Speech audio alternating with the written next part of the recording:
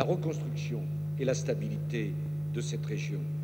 Cette refondation passe également par un dialogue politique approfondi. Des enceintes existent, la Conférence internationale des Grands Lacs. Est-ce l'avenir ou faut-il redéfinir les choses? À vous d'en discuter. Mais l'essentiel pour la France, c'est que vous puissiez nourrir un dialogue transparent, efficace, concret, pour garantir la paix et la sécurité dans la région. Beaucoup de gens vous pousseront à vous tourner vers le passé et à entretenir vos oppositions. Eh bien, la France sera toujours à vos côtés pour envisager l'avenir et pour favoriser la paix. Parce que cette paix, vous en avez besoin, car vous avez trop souffert de la guerre.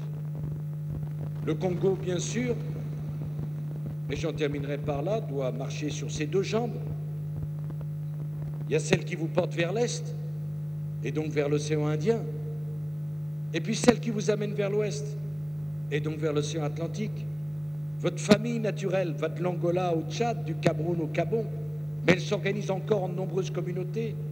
La zone franc, la CEMAC, la CEAC, chacune a sa logique. Mais pourquoi ne pas travailler au rapprochement de toutes ces communautés qui donnent un peu le tournis, pour que la famille, votre famille, puisse gagner en cohésion et en force?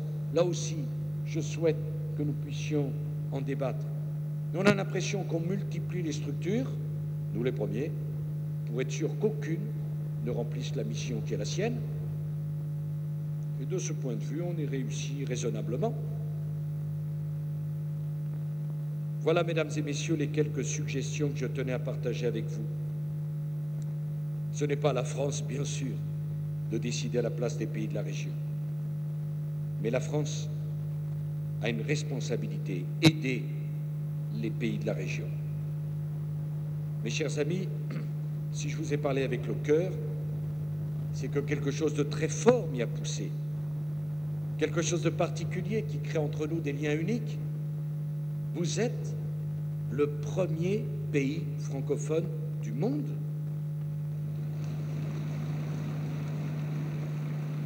Alors, c'est vrai, Joseph. Certains diront que les chiffres laissent encore planer un doute. D'après eux, voici que la France et le Congo, nous serions aujourd'hui ex aequo. Mais demain, c'est sûr, vous serez les premiers, et de loin.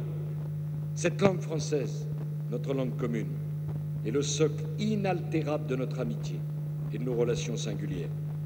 Lorsque je porte la voix de la France aux quatre coins du monde, les peuples m'entendent par le biais d'oreillettes et de traducteurs. Ici, nous n'avons besoin de personne pour nous comprendre.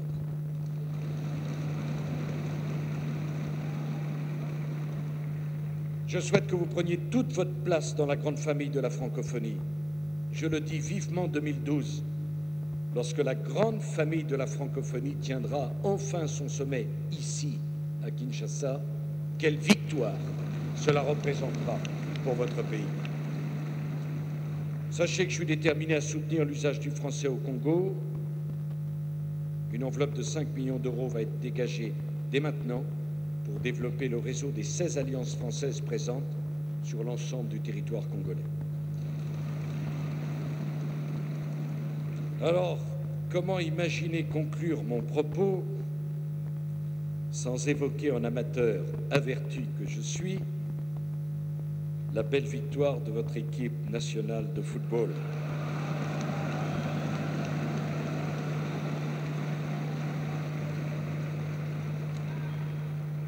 C'était la première édition du championnat d'Afrique des Nations et les léopards de la République démocratique du Congo ont gagné. J'y vois la preuve éclatante que lorsqu'ils jouent en équipe, qu'ils se fixent des objectifs, qu'ils se décident à les atteindre ensemble, les Congolais ont vocation à vaincre et à triompher. La parole est l'ombre de l'action, disait un grand philosophe. Eh bien, j'ai assez parlé. Vous avez eu la gentillesse de m'écouter. À vous maintenant de reprendre le flambeau de la parole et de passer aux actes. Vous l'avez compris, la France est votre amie, la France est à vos côtés. Vive la République démocratique du Congo et vive la France.